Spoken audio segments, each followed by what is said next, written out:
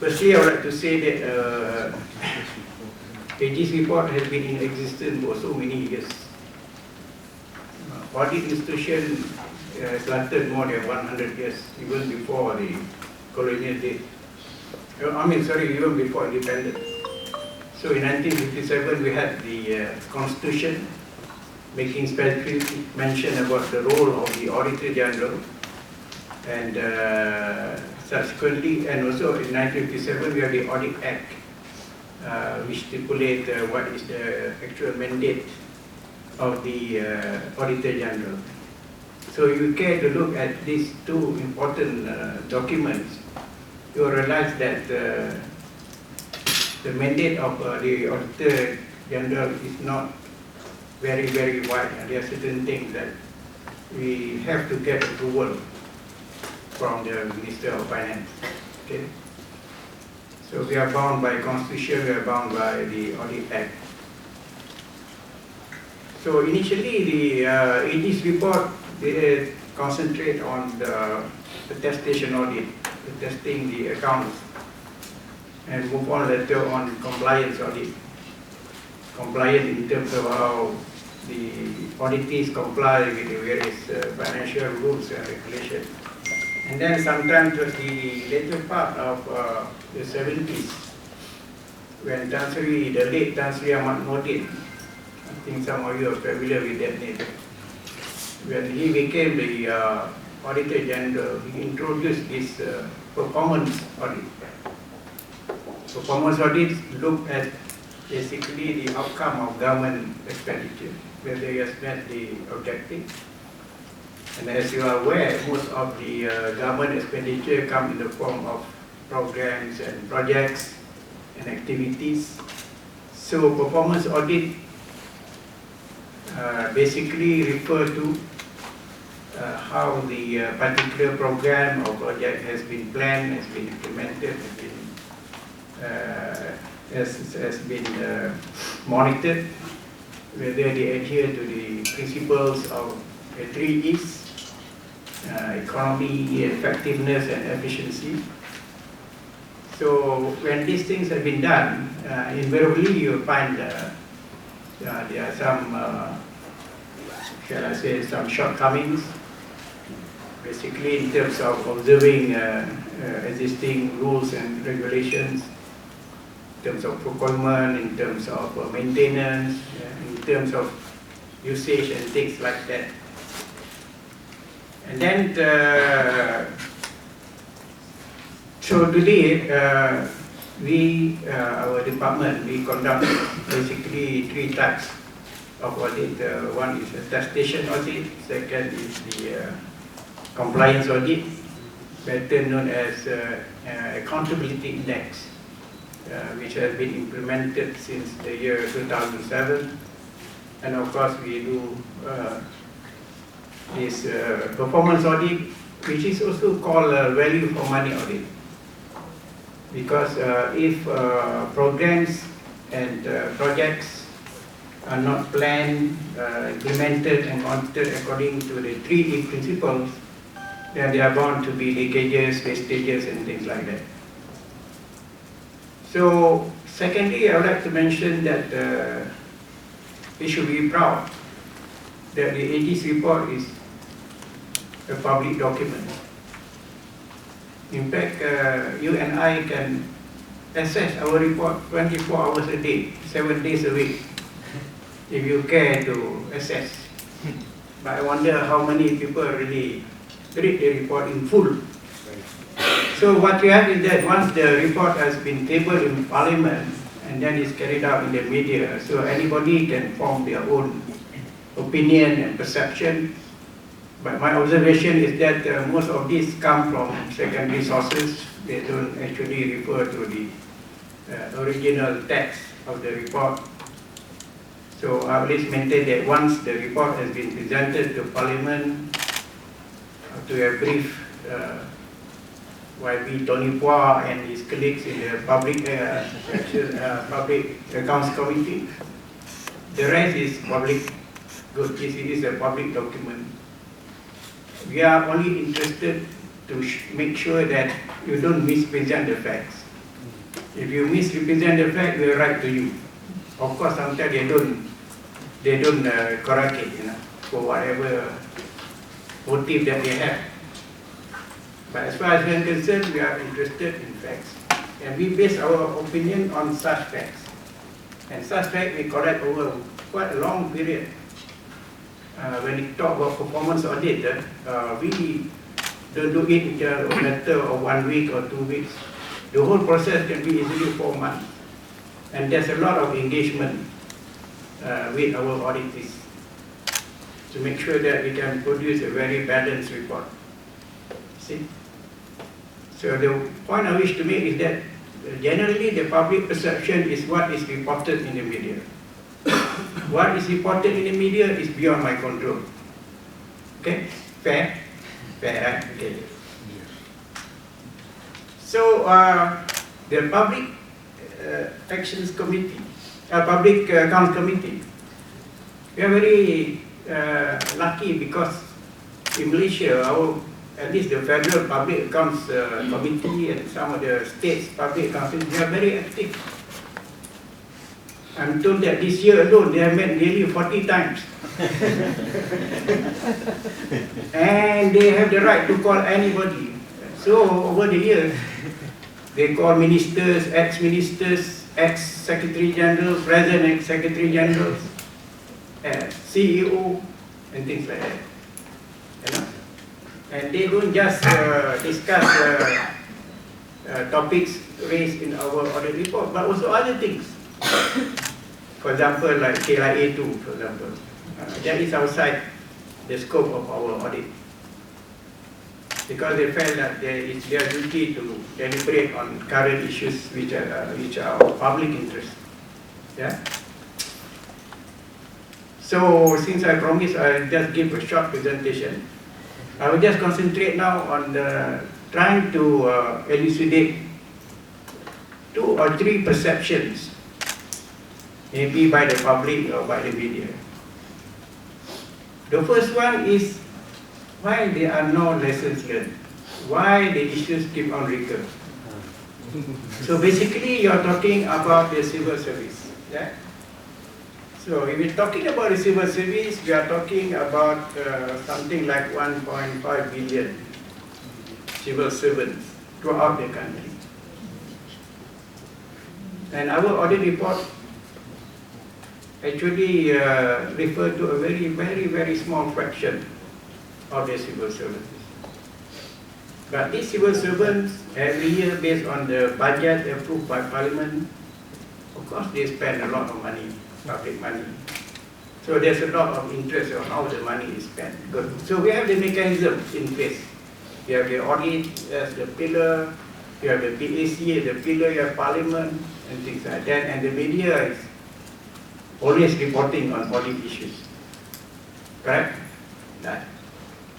But why it seems that these issues keep on recurring? All these leakages, all these wastages, Why? Normally I'll give the answer that, well, the nature of the shortcomings will be the same. When people don't do their job properly, they are incompetent, they are not well trained, they are not well supervised. Or some of them may have some interest, their own interest. Then these are the root causes. So I think so long as you have human beings with that kind of problem, and not only, to be fair, in the civil service, but everywhere it's the same. So if your internal control is very weak, then you have your problem. Correct? So how do you address this problem about competency? And of course, when you talk about financial management in the public sector, you are supposed to comply with so many regulations, procedures, all meant to ensure that there is tax and balance, there is no improprieties and things like that. So, if the person are involved in financial management, in project management, in program management, they don't have even the rudiments of that, then On top of that, they are not given their proper training, they are not properly supervised, and there's a lack of coordination with the players. Then you have all these problems mentioned in the audit report. So the point I wish to highlight here is that recurring issues, weaknesses, shortcomings will continue if the heads of department don't address the issues of competency. And please don't get the impression that every issue that we raise in audit report is involve corruption. As far as I'm concerned, corruption is a criminal act, is subject to the law. The Attorney-General will not prosecute anybody unless he is convinced there is a prima facie case that is criminal intent. I think my colleague from SPRM can vouch for that. So sometimes in the course of auditing, we get some evidence, but this has to be subjected to in-depth professional investigation by the professional. So this is why we have the MACC. So they will naturally follow up on our report. So if there are cases to be investigated, they will investigate. If there are primary facie case, they will bring up to the public prosecutors, up to the public prosecutor to take action.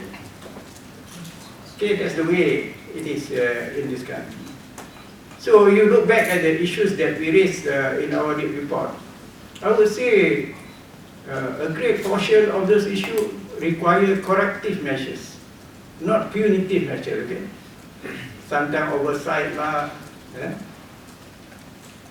The popular word is oversight. Terlepas pandang.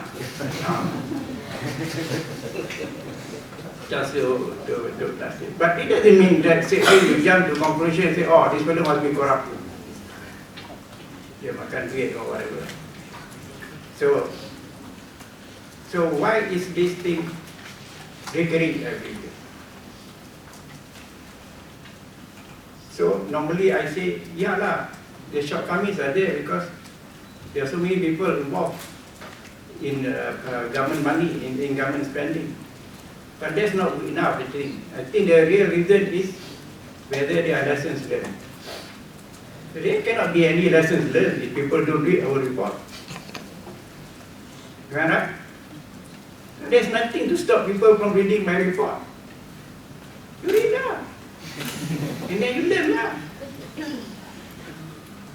I remember, okay, a very specific case I can tell you.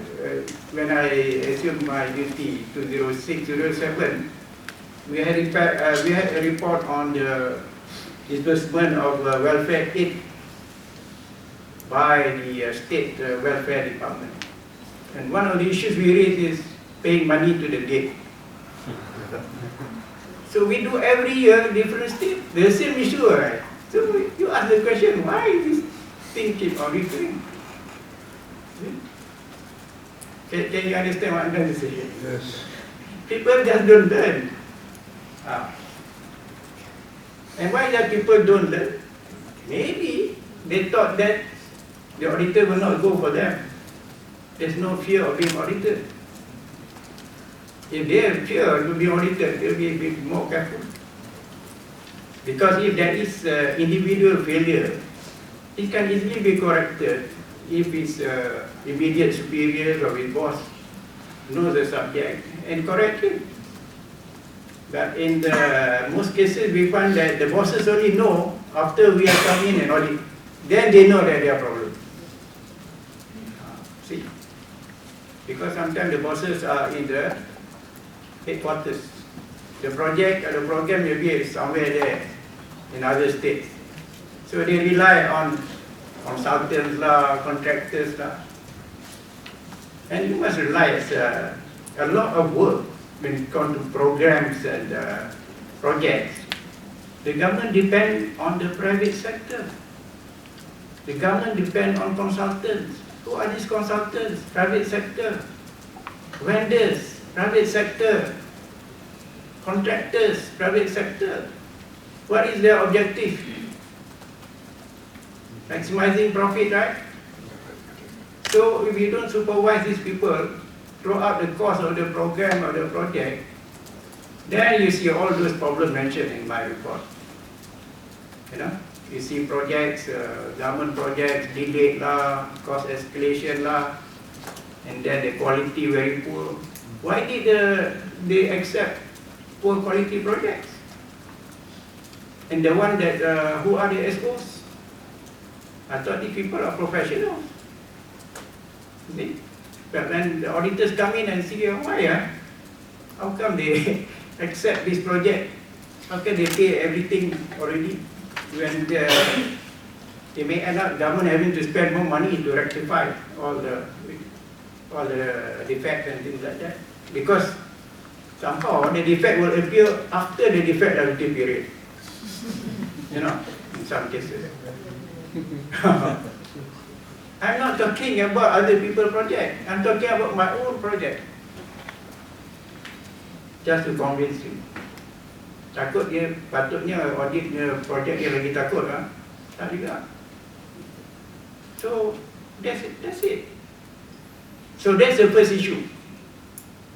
Why such shortcomings keep on recurring every year? Okay? The second issue is whether the government is serious. Whether the so-called action, punitive action taken adequate or not. So it's a matter of opinion. Some people say it's grossly inadequate. Once you start assuming that everything is involved corruption, of course you say everybody should be sent to prison the next day. But you can't do that. We have our laws, our procedures. Imagine every case the government lose. If you are in the prosecutor's office, you be very careful before you charge a person. If you charge a person for wrongful dismissal, you have to pay compensation. So let them do their work according to, this is my opinion.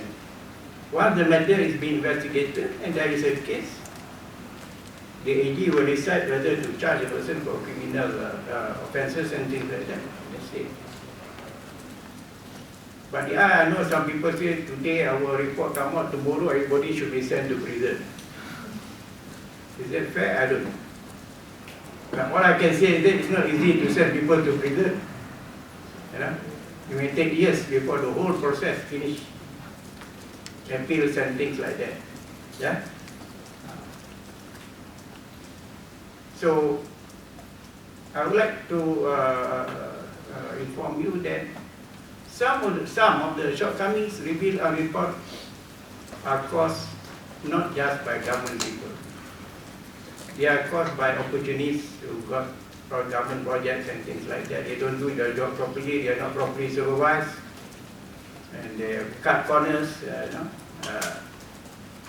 so there is a need, therefore, to back up in terms of supervising the work done by the private sector.